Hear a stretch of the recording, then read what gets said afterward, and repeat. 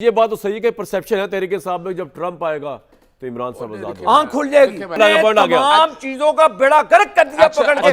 क्या ये सबूत है? मैं चैलेंज करता हूँ इन्हें, मैं चैलेंज करता हूँ इन्हें इस बात इनकी अपनी ये सबूत हुकूमत के अंदर मुर्जा सोलंकी साहब को क्या जाती गुस्सा है, यानी ये जो बातें कह रहे हैं आप एस्टेब्लिशमेंट के कंधों पर आए, आपने उनके जरिए पार्लियामेंट को बेचा, आपने पॉलिटिकल चीजों को कंप्रोमाइज किया, पॉइंट आ गया, आपने तमाम चीजों का बेड़ा गर्क कर दिया पकड़ के। और आप कहते हैं कि हम जो मुर्जा सोलंकी साहब ने बाकी चीजें की उनको छोड़ते हैं, लेकिन ये बात तो सही है कि परसेप्शन है तहरीके साहब में जब ट्रंप आएगा तो इमरान साहब आजाद आंख खुल जाएगी। भाई आंख खुल जाएगी। मैं एक बड़ी सही कह रहा हूं, ट्रंप आएगा तो आंख खुल जाएगी। मैं एक बड़ी सीधी सी बात बताऊं, हमारा तो केस है कि ऑपरेशन नजीम चेंज, मुर्जा सोलंकी वगैरह सारे ये वो सपोर्टर थे ऑपरेशन नजीम चेंज के, ये तो रिकॉर्ड की चीजें हैं। कि मुझे मुर्जा सोलंकी बेचारे ऑपरेशन रजीम चेंज, क्या वो साफी है भाई? ये आए कैसे? अभी तक आपने अभी तक इमरान खान के अलावा कोई बात सुनी? शाहिद भाई आए कैसे? उनका सवाल ही ऐसा था ना। मेरा सवाल ये कोई भी एक सवाल से लेकर अब तक उन्होंने मां सिवाय इमरान खान की जात के अलावा और कोई बहरे नहीं देखा। ये शाहिद भाई वो समझते हैं कैसे? वो समझते हैं, वो तो मानते हैं। देखिए मैं खत्म कर लूं ना, मैं खत्म कर देखिए ना, मुर्जा सोलंकी साहब ने ये तो पूरी कहानी राम कहानी सुना दी ना। मैंने उनको चैलेंज भी कर दिया कि कोई सवाल नहीं, आपका काम भी चैलेंज करना है। देखिए बातें वकील है ना, बातें वो नहीं है। 85 से लेकर आज सारे बैठे हुए ना, सारे कह रहे हैं कि इस एस्टेब्लिशमेंट ने इस मुल्क का ये हाल किया है। मैं तो नहीं कह रहा ना, इन नवाज शरीफ को निकाला, मैंने तो नहीं निकाला था, मैं तो नहीं था उस वक्त। अब आप कहना क्या चाह रहे हैं? मैं कहना बड़ा ये चाह रहा हूं कि इस मुल्क को आगे लेके जाना है तो मिसाके पाकिस्तान फिलहाल तो भाई गंडापुर ने एस्टेब्लिशमेंट पुलिस एक्ट में तरमीम करके पावर सारी खुद ले ली है। अल्लाह खैर करे। मुर्जा सोलंकी साहब, हर तरफ बात यही चल रही है कि पाकिस्तान ने आगे जाना है, पाकिस्तानी इकॉनमी बेहतर हो रही है, लेकिन साथ साथ ये भी हमें पता है कि हमारे मुल्क के अंदर एक सियासी खलफशार मौजूद है, ये मौजूद रहेगा जब तक पीटीआई समझती है जब तक इमरान खान अंदर है तब तक ये रहेगा, इनको चैन नहीं आएगा। और हुकूमत समझती है कि जब तक वो अंदर रहेंगे इमरान साहब, जब तक स्टेबिलिटी रहेगी, अगर ये बाहर आ गए तो ये तो चैन से जीने नहीं देंगे। क्या हाल है सर? आप भी हुकूमत में कुछ अर्सा रहे, आपने बड़ा अच्छा निगरान सेटअप आपने गुजारा, हमने तो बड़ा अच्छा आपके साथ वो टाइम देखा। आप क्लोज से देखते चीज़ों को, आप इस स्टोरी का एंडिंग क्लाइमेक्स क्या देख रहे हैं? पाकिस्तान के लिए क्या होगा, इमरान के लिए क्या होगा, हुकूमत के लिए क्या होगा, इदारों के लिए क्या नजर आता है आपको? देखें, इस वक्त जो मुआशी सूरत हाल है सर, वो आप किसी भी माहिर मईशत से पूछें तो वो आपको बताएगा कि जो इकनॉमिक इंडिकेटर्स हैं वो बेहतरी की तरफ हैं। बिल्कुल।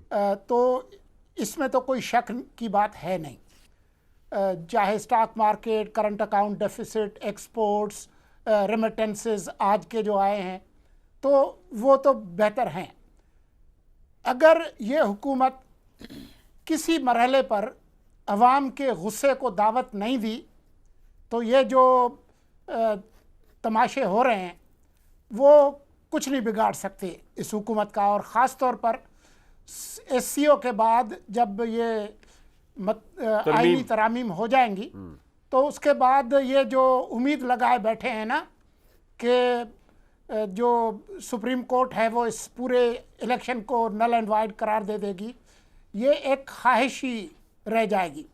लेकिन मैं ये ज़रूर कहना चाहता हूँ सर कि मेरे भाई अभी कह रहे थे कि जी आप बग़ैर सबूत के इल्ज़ाम ना लगाएं, बिल्कुल उन्होंने ठीक कहा।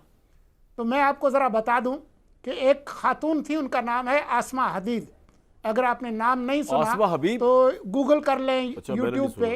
वो PTI के MNA थी जिन्होंने खड़े होके कौमी असम्बली के फ्लोर पे कहा कि आप इसराइल को तस्लीम करें, और आज तक उसकी न मजम्मत हुई है न उनके खिलाफ कोई एक्शन लिया गया है। अच्छा जी, आगे चलें। ठीक। बहुत सारे हमारे सियासी रहनुमा जो है वो जेल में गए हैं और कई कई साल गुजारे हैं उन्होंने। आज तक किसी इसराइली अखबार में जरदारी के लिए, नवाज शरीफ के लिए कोई मज़ामीन नहीं आए। एक साहब होते हैं, उनका नाम है ब्रैड शर्मन, अमेरिका में।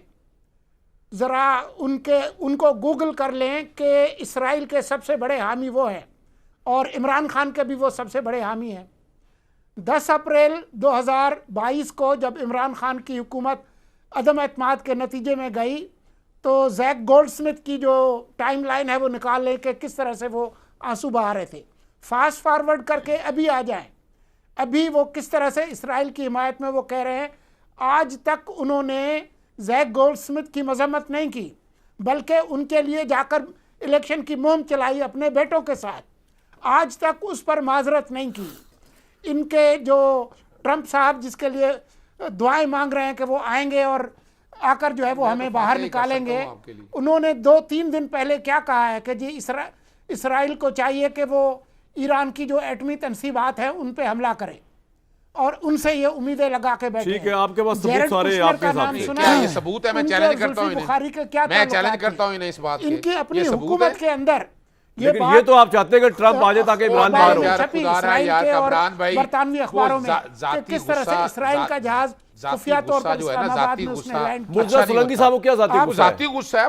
यानी ये जो बातें कह रहे हैं वो एनालिस्ट है, बुखारी के हवाले से खबरें छपी कि वो ब्रिटिश पासपोर्ट पर इस्राइल गए और उन्होंने मुसाद के सरबराह से मुलाकात की जुबान बोल रहे ये हैं। सारी चीजें आपके सामने हैं, ये मैंने नहीं बनाई, आप गूगल कर सर लें तो आपका आपको पॉइंट ये आ गया, तमाम चीजें आपका पॉइंट आ गया। आबिश अली साहब 99 से शुरू करते हैं, मुख्तसर टाइम तो बड़ा कम है। सियासतदानों को निकाला गया, जायज़ और नाजायज़ निकाला गया, लेकिन उनको फिर डील भी किया गया। मतलब मुशर्रफ साहब ने जब नवाज शरीफ साहब को निकाला तो उम्र कैद, फांसी वगैरह सब फाइनल फारिग करके उनको जला वतन कर दिया। डील करने का तरीका था कि इनको हमारे लिए प्रॉब्लम ना हो जाए, बाहर भेज दें। सवाए भुट्टो साहब को सबको डील किया गया, बेनज़ीर साहब को इससे पहले जला वतन किया गया ज़िया साहब के दौर में।